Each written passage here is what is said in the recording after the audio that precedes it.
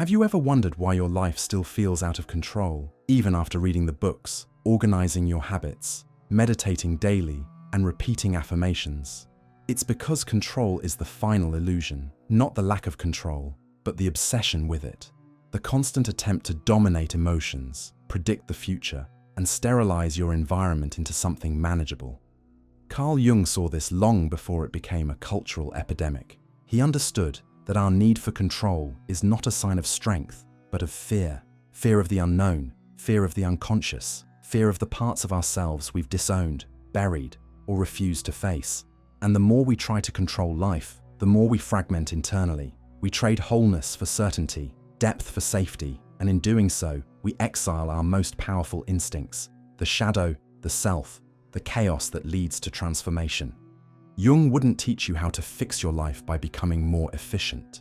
He would teach you how to descend into the irrational, the forgotten, the repressed, not to destroy yourself, but to become someone the false version of you could never contain. Because the real task isn't to control the world, it's to stop being controlled by everything in you that remains unconscious. So in this video, we won't talk about how to master others. We'll explore how to reclaim the only real form of power that exists, inner sovereignty. Through 12 laws, not for perfection, but for integration, not for domination, but for liberation from the illusion of control.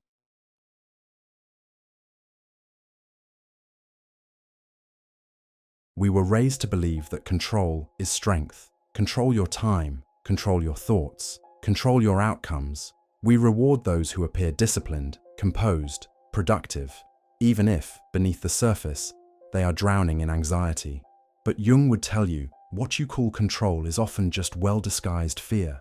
Not mastery, but avoidance. Not sovereignty, but a compulsive attempt to freeze life into something predictable, sterile, safe, and ultimately dead. Because life, in its essence, is not linear. The psyche is not a system to be optimized. It is a mystery to be explored. The more you try to dominate it, the more violently it rebels. This is why the first step to inner sovereignty is not gaining control, but breaking your addiction to it. Jung saw this clearly. Most people don't suffer because their lives are chaotic. They suffer because they are trying to impose rigid order on what was never meant to be tamed. The unconscious cannot be ruled. It demands participation, not management. It brings dreams, instincts, symbols, and wounds, not to be eliminated, but to be understood. Real power begins the moment you stop saying, "How can I fix this?" and start asking, "What is this trying to reveal?" You think you want control, but what your soul longs for is communion with your whole self, including the wild, the irrational, the unknown. Because what you cling to for safety often becomes the very thing that enslaves you. And letting go isn't weakness, it's the doorway to who you truly are, beneath the illusion of control.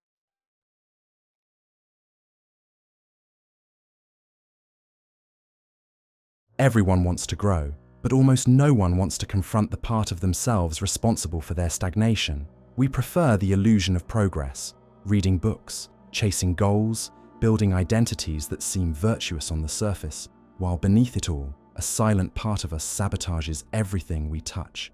Carl Jung called this the shadow, the rejected self, the liar you deny, the coward you shame, the rage you hide with a smile, the seductive, the envious, the cruel, the truths that contradict your self-image. You don't get to choose whether you have a shadow, you only choose whether you'll face it or let it control you from the dark. Because every time you deny it, it doesn't disappear, it acts out.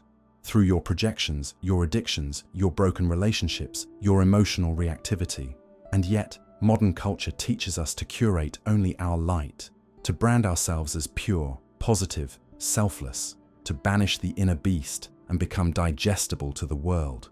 But Jung would tell you, you cannot be whole without the darkness you've disowned. You cannot be free while you're at war with your own instincts. Sovereignty is not perfection, it is integration. And integration only begins when you stop asking, "How can I be better?" and start asking, "What part of me have I abandoned to appear good?" The shadow is not your enemy, it is the part of you most capable of transformation. The gold is in the filth, and the path forward begins where you least want to look. Because until you turn toward the darkness within, you will always be manipulated by it.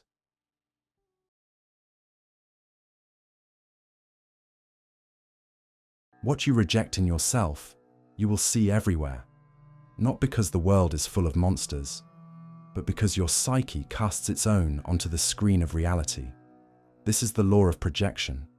You don't just perceive the world.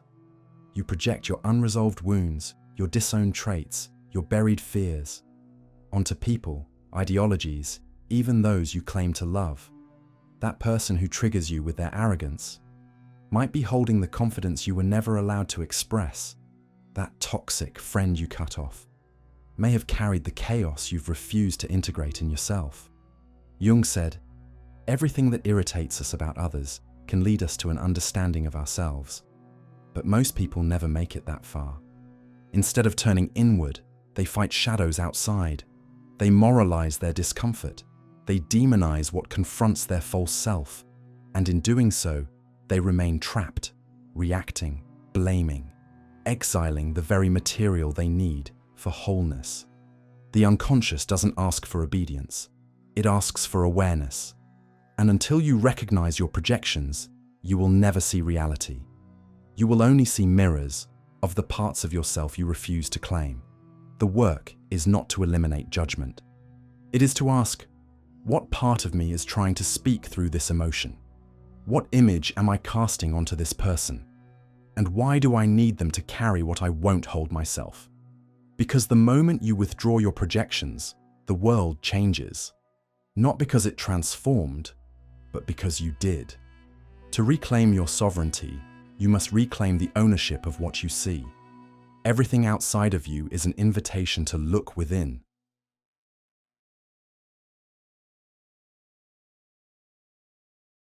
We spend most of our lives running from the place it all began. The wound, the moment we felt unloved, unseen, powerless, humiliated, not enough. And because we don't know how to face it, we build personalities around it. We become achievers to escape inadequacy. We become caretakers to mask abandonment. We become warriors to bury our helplessness. But Carl Jung understood, your wound isn't a flaw, it's a doorway. A threshold between who you pretend to be and who you actually are. Pain doesn't just break us, it breaks the illusion we've built to protect ourselves. When you walk toward the wound, something ancient stirs. The mask begins to fall. The defenses weaken. And in that moment of nakedness, the real self, raw, complex, unedited, begins to emerge. This is why the path of inner sovereignty is not paved with affirmations or performance. It begins in the underworld, where grief lives, where rage waits, where innocence was buried. And only by going there, not to fix it, but to listen, can you retrieve what you left behind. The wound becomes a teacher, a compass, a rite of passage. It doesn't tell you how to control life. It shows you what you've been controlled by. And until you enter it willingly, you will continue to circle it unconsciously through your choices, relationships, addictions, and fears. Wholeness is not found in avoiding the wound. It's found in sanctifying it. Because everything you're trying to become is hidden behind the part of you that was once broken.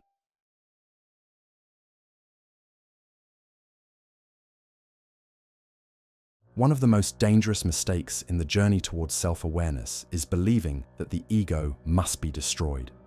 That to evolve, we must erase the I, dissolve the self, and transcend individuality altogether. As if the ego were the villain of the psyche, and the only path to truth was its death. But Jung never taught the destruction of the ego. He taught the repositioning of it. The ego is not the enemy. It is a necessary structure, your conscious anchor in a vast inner sea filled with symbols, instincts, memories, and archetypes. It gives you a name, a face, a story to navigate the world with. Without it, you drown in chaos. You lose differentiation. You become a ghost. The problem is not the ego itself, but what happens when it tries to become king, when it pretends to be the whole self rather than a single voice in the inner parliament, when it blocks access to the unconscious, fears what it cannot control, and resists the descent into shadow.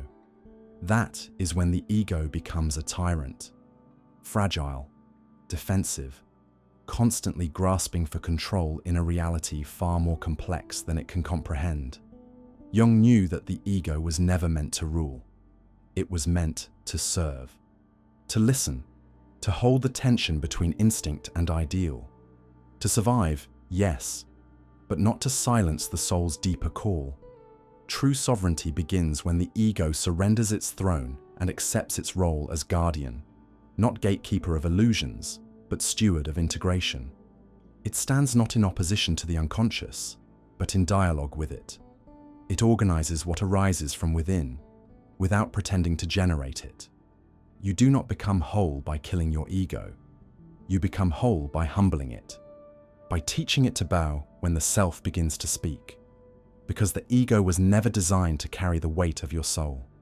And until it steps down from the throne, the true king within you will never rise.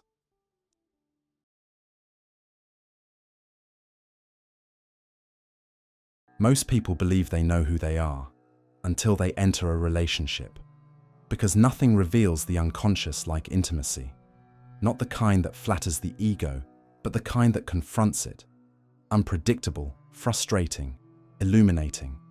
This is where Jung's insight becomes unavoidable. The other is never just the other. They are a mirror, a projection screen, a living symbol of what lies unresolved within you. You do not fall in love with someone for who they are. You fall in love with the part of yourself they reflect back to you. Sometimes it's your potential. Sometimes your wound. Sometimes it's the very shadow you've spent a lifetime suppressing. And the same applies to rejection, irritation, admiration, resentment. Each emotion, each judgment is not just about them. It's a map of you. The way someone's chaos unnerves you may say more about your inner rigidity than their instability. The way someone's confidence provokes you may expose your own buried insecurity. And when someone seems to complete you, what you've really found is a piece of yourself that you've been too afraid to embody on your own. Carl Jung understood that the unconscious doesn't just live in dreams, it lives between people. Every encounter is an invitation to uncover what you have disowned, repressed, or projected. And unless you learn to read others as reflections, not threats or saviors, you will forever repeat the same emotional cycles with different faces. To reclaim your sovereignty, you must shift your gaze from, "Why are they doing this to me?" to, "What part of me have they come to reveal?" This doesn't mean others aren't responsible for their actions, but it means your reaction is never only about them. It is a coded message from the unconscious, asking to be heard, felt, and integrated. Because until you read your relationships as mirrors, you will remain a prisoner of your own projections, searching for healing in others that only you can give yourself.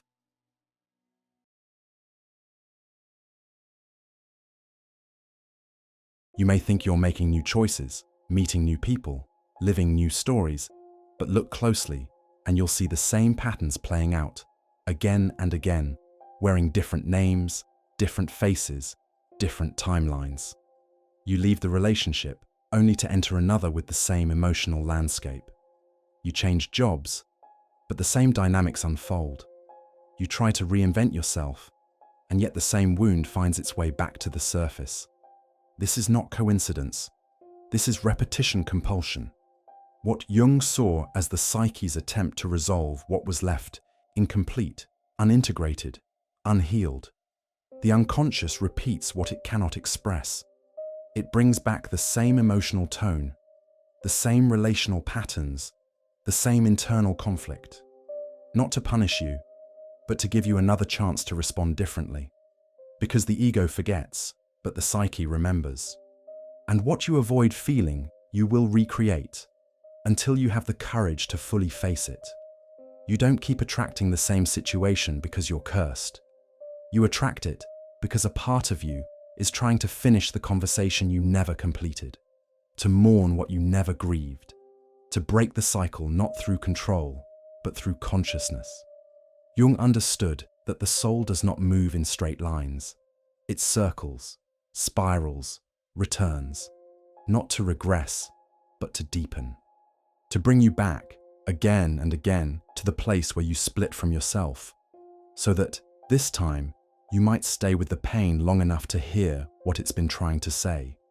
And once you see it, not just intellectually, but emotionally, archetypally, the compulsion loosens.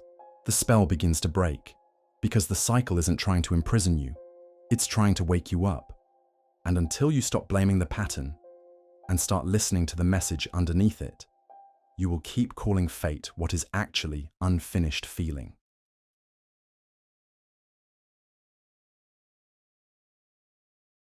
We live in a world that rewards emotional suppression and punishes vulnerability with silent exile. From a young age, we are taught, subtly or violently, that certain emotions are dangerous, unattractive, or unacceptable. Anger is labeled aggression. Sadness is mistaken for weakness. Fear becomes something to hide behind a smile. And longing is dressed up as ambition so no one sees how hungry we really are. And so we push these emotions down. We spiritualize them. We rationalize them. We disguise them in productivity, politeness, and performance. But emotions that are denied do not die. They simply move underground, into the body, into our tone of voice, into the subtle tension that shapes our posture, our breathing, our choices. Carl Jung knew that what we repress does not disappear. It waits. It waits in dreams, in outbursts, in projections, in breakdowns disguised as just a bad week. And the longer it is denied, the more chaotic its return becomes. Not because emotion is chaos, but because the refusal to feel it has made it foreign, distorted, unrecognizable. You don't heal by analyzing your feelings from a safe distance. You heal by letting them rise, raw, unedited, inconvenient. You heal by holding space for your grief without rushing to fix it, by letting the rage speak without immediately silencing it with reason, by honoring fear not as an obstacle, but as a signal from the deepest part of you asking to be heard. Jung understood that emotions are not just reactions. They are messages from the unconscious, symbols with roots in the archetypal depths of the psyche. And the sovereign self is not the one who avoids them, but the one who has built the inner strength to let them move freely, without being possessed by them, but also without amputating them. Because your emotions are not enemies. They are the language of what you've buried. And until you learn to feel what you've avoided, you will be governed by a numbness that quietly dictates your entire life.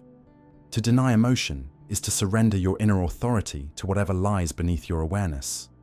But to feel fully is to begin the long return to the truth of your own soul.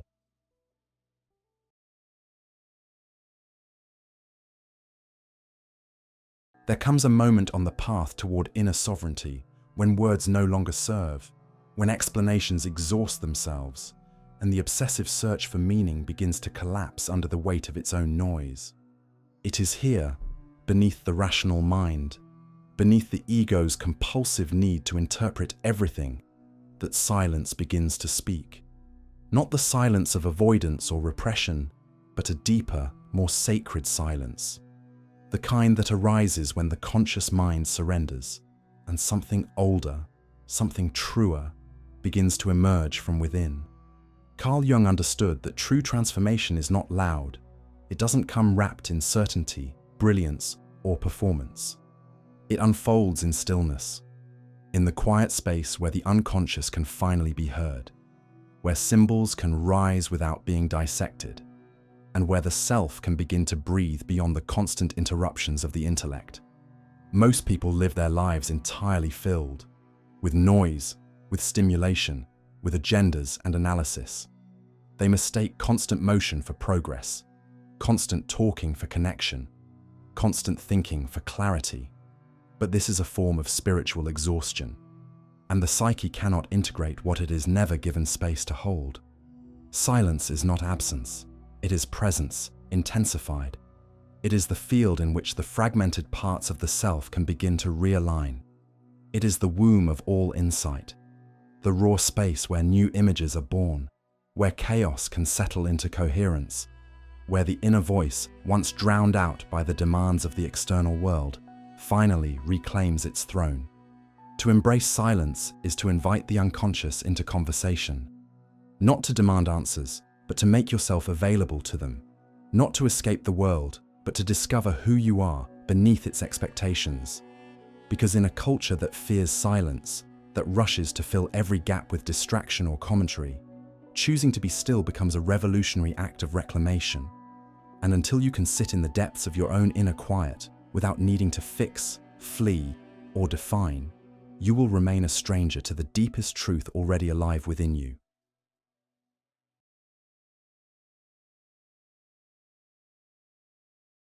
There is a place within you that has never been wounded, never been reactive, never been afraid. A still center that has watched your entire life unfold, quietly, patiently, through every illusion, every identity, every collapse and reinvention you've ever lived through. Carl Jung called this the self, not to be confused with the ego that you protect, perform, and polish, but as the totality of your being, conscious and unconscious, light and shadow, broken and whole, a deeper intelligence that doesn't speak in language, but in symbols, images, instinct, and silence. The self is not interested in appearances. It doesn't care about your social role, your productivity, your reputation, or the story you tell about who you are. It lives outside of time, watching the theater of your personality with a kind of divine indifference. Not judging, not interfering, but simply waiting for you to stop identifying with the mask long enough to remember what you are beyond it. In moments of profound stillness, beneath the noise of thought and emotion, you may catch a glimpse of this awareness. You may feel it not as something you access, but as something that has always been there, watching the child become the adult, the believer become the cynic, the seeker become the wanderer, witnessing all your transformations without ever needing to transform itself. This inner observer does not react. It does not flinch when you're rejected, nor swell when you're praised. It does not panic in chaos or cling to certainty. It simply watches, offering you the greatest gift a human psyche can receive, the awareness that you are not your thoughts, your feelings, your failures, or even your hopes. You are the space in which all of it happens. And until you anchor yourself in this deeper presence, until you realize that your truest identity is not the one fighting for control, but the one capable of witnessing the fight itself, you will be ruled by every storm that passes through you. Because only from the observing self can you hold the totality of your being without fragmentation, and only there does true inner sovereignty begin.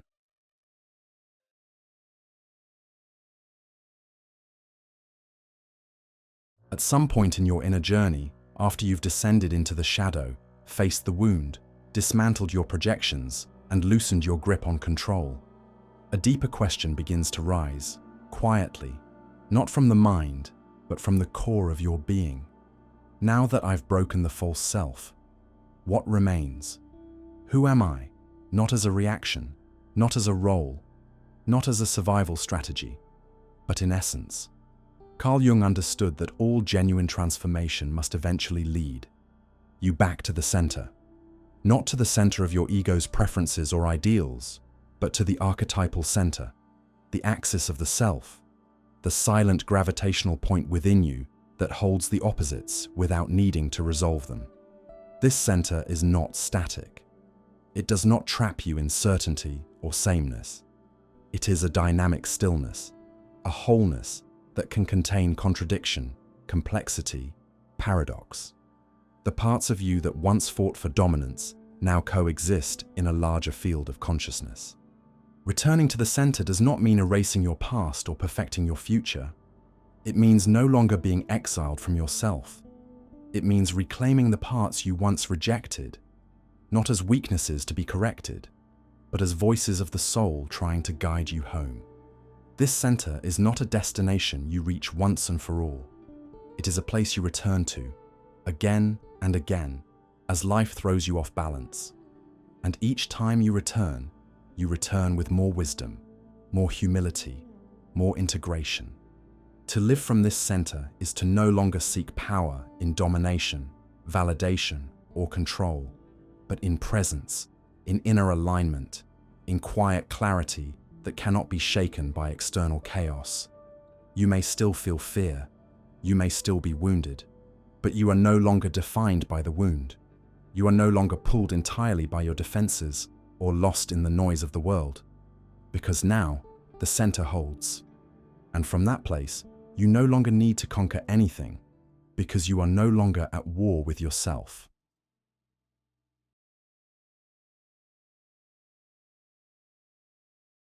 Every true transformation demands a death, not of the body, but of the false self, the persona, the mask, the carefully constructed identity that kept you safe, admired, accepted, and utterly disconnected from who you truly are. This death is not theatrical. It does not announce itself with fireworks or revelations. It happens quietly, often in the dark nights of the soul, those moments when the strategies that once worked begin to crumble, and the identity you've spent a lifetime building no longer fits the person you're becoming. Carl Jung knew that the psyche is alchemical. It cannot grow by addition alone.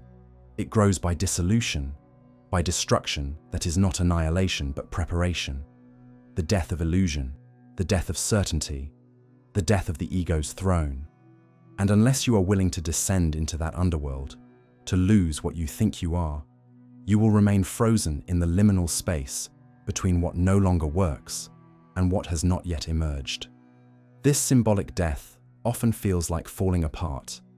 It feels like confusion, loss of direction, identity crisis, sometimes even madness. But what is actually dying is the structure that kept the unconscious out, the shell that protected the ego from the vastness of your inner world.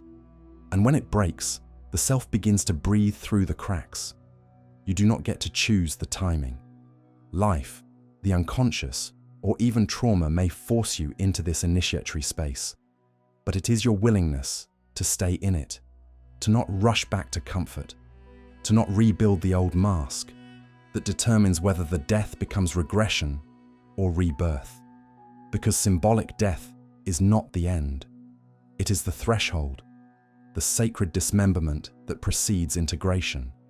It is the space in which the ego loses control so that the soul can begin to lead.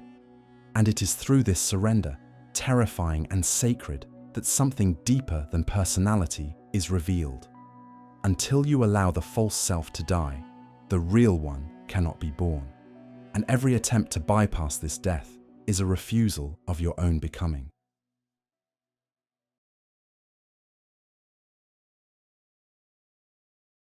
You were taught to chase control, to build yourself like a fortress, to eliminate uncertainty with routines, affirmations, strategies, and intellect. But what Jung knew, and what most never dare to confront, is that the parts of you most desperate for control are often the ones most disconnected from the self. Because control is the language of fear, and the psyche does not seek to be controlled, it seeks to be listened to. We try to conquer life with thought. We try to conquer pain with denial. We try to conquer time by rushing to become someone we're not ready to be. But all the while, the unconscious waits, not to be fixed, not to be tamed, but to be integrated, to be met with reverence, not management, with humility, not domination. The journey towards sovereignty is not upward, it is inward. Not heroic in the traditional sense, but alchemical. It is the art of holding contradiction, of descending without losing yourself, of letting go without collapsing. It is learning how to carry the tension between who you are and who you used to be, without needing to resolve it too quickly. Because wholeness is not something you chase. It is something you remember, piece by piece, as you dismantle everything you built to survive. And when you finally stop running, when you stop branding yourself, proving yourself, explaining yourself, you hear it, the quiet voice beneath the noise, the self, unshaken, observing, waiting, not to dominate the world, but to inhabit it completely, not to escape the human condition, but to sanctify it, not to control your life, but to live it with your entire being, even when it breaks you. That is inner sovereignty. Not perfection, not power, but the freedom to be whole, exactly as you are, no longer ruled by what you once tried to outrun.